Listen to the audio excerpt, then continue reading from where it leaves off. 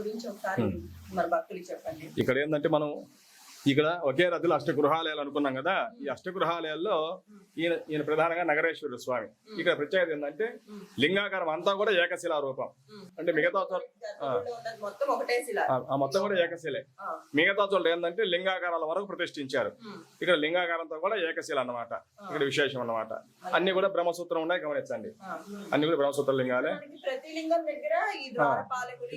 దగ్గర ద్వారపాలకులు శృంగేశ్వరుడు, భృంగేశ్వరుడు, తర్వాత బ్రహ్మదేవుడు, విష్ణుమూర్తి, వినాయకుడు, నందీశ్వరుడు, చండీశ్వరుడు అందరూ కూడా మనకు దర్శనం ఇస్తారు.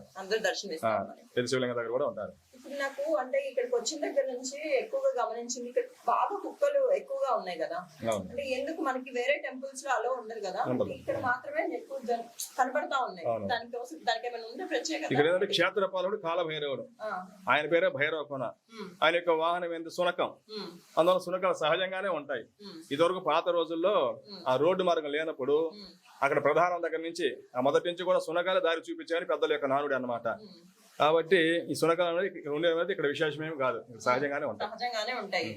ఇప్పుడు మనకి ఏ గుళ్ళు చూసుకున్నా రావి చెట్టు, వేప చెట్టు అనేవి మనకి కనపడతా ఉంటాయి మన కళ్ళకి.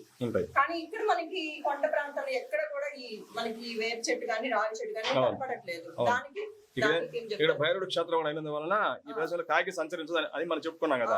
అంటే కాకి శని స్వామి వారి యొక్క వాహనం, అంటే శని ప్రభావం లేదు, కాకి సంచరించదు. కాబట్టి ఆ కాకి ద్వారానే వేప పండు విస్తరించేది. అంటే కాకి వేప పండు తిని అది వదిలినప్పుడు ఆ విత్తనాల ద్వారా వృక్షాలు మొలుస్తాయి. కాబట్టి ఆ కాకి సంచరించలేదు కాబట్టి ఇంకా ఆ వేప మొలక అసలు లేదన్నమాట. ఇక్కడ ఎక్కడో కూడా వ్యాపించలేదు. ఇక్కడ విషయాలు అంటే ఈ భైరవ కోన గురించి భక్తులకు మీరు ఏమైనా చెప్తారా? ఇక్కడ ఏంటంటే విశేషంగా శివరాత్రి, తర్వాత దసరా, నవరాత్రులు, కార్తీక మాసం నెల మొత్తం మీద కూడా ఇక్కడ భక్తులు విశేషంగా వస్తారు. ఇక్కడ బాగా జరుగుతాయి దసరా ఉత్సవాలు. తర్వాత శివరాత్రికి లింగోద్భవకాల యొక్క అభిషేకం ఉంటుంది ప్రత్యేకంగా. కార్తీక మాసంలో ఇక్కడ దీపాలు వెలిగించుకుంటే చాలా మంచి ఫలితం అన్నమాట. ఎందుకంటే కోటి ఒక్క శివలింగ నక్షత్రం ఈ భైరవ కోన. ఇంతవరకే కాకుండా ఈ కొండ మొత్తం మీద కూడా కోటి ఒక్క శివలింగ నక్షత్రం. అందువల్ల ఈ క్షేత్రంలో దీపారాధన చేసుకుంటే వాళ్ళకి అంత ఫలితం వస్తుంది అనమాట. పైగా బ్రహ్మసూత్ర లింగాలు కాబట్టి అందరికి విశేషంగా భక్తులు వస్తుంటారు. కాబట్టి వచ్చేటప్పుడు భక్తులకు ఎలాంటి సౌకర్యం, అన్ని సౌకర్యాలు ఉన్నాయి. ఏంటంటే ఇక్కడ రూమ్ వస్తీ ఉన్నది, అన్నదాన కార్యక్రమాలు ఉన్నాయి.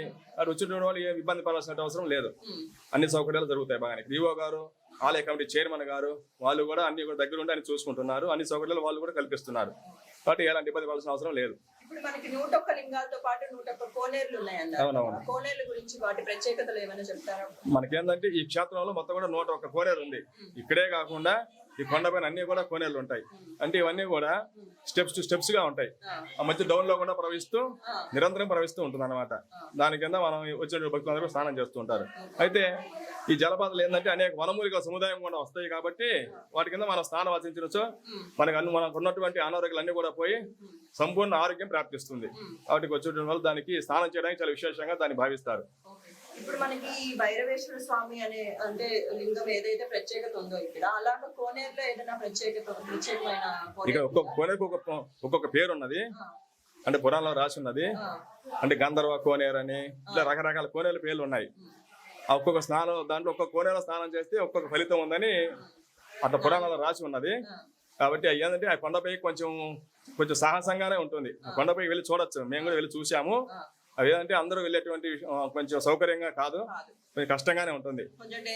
దానికోసం కొంచెం ఆహారం తీసుకువెళ్ళాలా, మనం ఒక గైడ్ తీసుకోవాలి, తెలిసినటువంటి గైడ్ ని. నేరుగా పోతే ఇబ్బంది పడదు. అంటే పైన జంతువులు కూడా ఉన్నాయి కాబట్టి మనం ఏంటంటే నేరుగా పోయేటువంటి సౌకర్యం లేదు. ఇక్కడ మనకి ఎక్కడ చూసినా జల ప్రవాహం ఎక్కువగా కనపడుతుంది కదా. అంటే వర్షాకాలం టైంలో ఇప్పుడు భక్తులు ఎవరైనా వస్తే ఏమైనా ఇబ్బందులు ఎదుర్కోవాల్సి ఉంటుందా? అంటే బాగా ప్రళయంగా అంటే విపరీతంగా కనుక వర్షం పడితే అప్పుడు ఆ దారిలో కూడా వాగు అనేది అడ్డం వస్తుంది. అంటే ఎక్కువసేపు ఉండదు కానీ ఒక రోజు మటుకు అడ్డగిస్తుంది. వర్షం లేకుండా తర్వాత నార్మల్ గానే ఉంటుంది కాబట్టి ఇబ్బంది ఉండదు. ఒక రోజు మటుకు ఆటంకంగా ఉంటుంది. అంటే ఎప్పుడు ఇది ఇలానే ఉంటది వర్షం జల ప్రవాహం అనేది? అది ఎప్పుడు కూడా ఎండదు. ఎండాకాలంలో గానీ శీతాకాలంలో ఎప్పుడైనా ఇలానే ఉంటుంది. ఎంత మే నెలలో కూడా ఇక్కడ చిన్నగానే ప్రవహిస్తూనే ఉంటుంది. ఎప్పుడు కూడా ఎండదు. ఎప్పుడు ఎండదు కాదు, హెచ్చు తగ్గులు అంతేగాని ఎప్పుడు కూడా ఎండదు.